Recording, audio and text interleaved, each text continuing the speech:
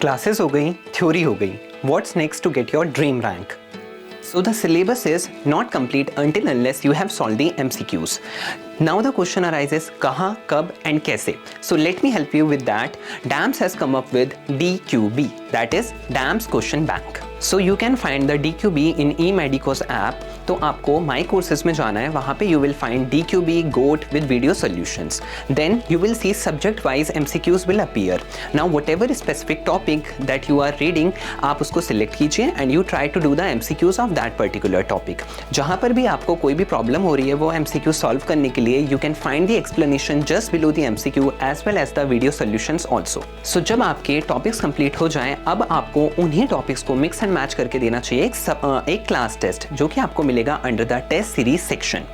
जब आप अपने इंडिविजुअल टॉपिक्स भी कर चुके हो, अपने क्लास टेस्ट भी दे चुके हो, नाउ इट्स टाइम कि आप एक पूरा का पूरा सब्जेक्ट रिवाइज करो. How will we do that? By doing a subject wise test.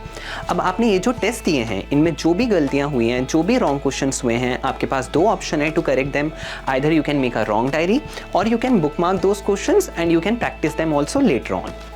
So now comes the next stage.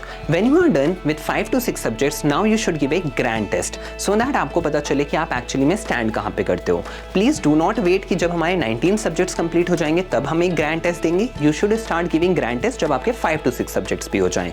जितना grand test देना important है उतना ही important है grand test को review करना, उसमें अपनी mistakes को correct करना. How will we correct those mistakes? Again we have two options. Either you can make a wrong diary or you can bookmark those questions to practice them again later on. So आपने DQ कर लिया, class test कर लिए, subject wise test कर लिए and then GTs भी कर लिए. बट एक टाइम ऐसा आता है कि आपका स्कोर स्टक हो जाता है. नाउ क्यों?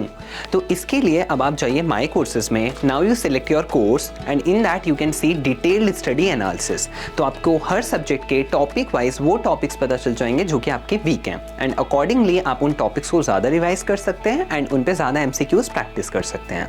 अब सब कुछ करने के बाद comes the Brahmastra of your preparation, that is PYQs.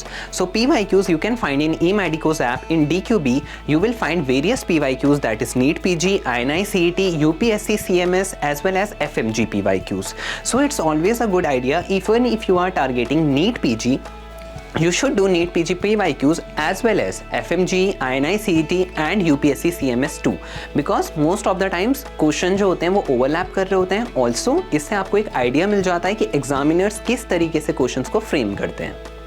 So if you are someone who is thinking कि एक बार और रिवाइज कर लेते हैं, एक और बार रिवाइज कर लेते हैं and then we will give the test, so let me tell you we all have been there.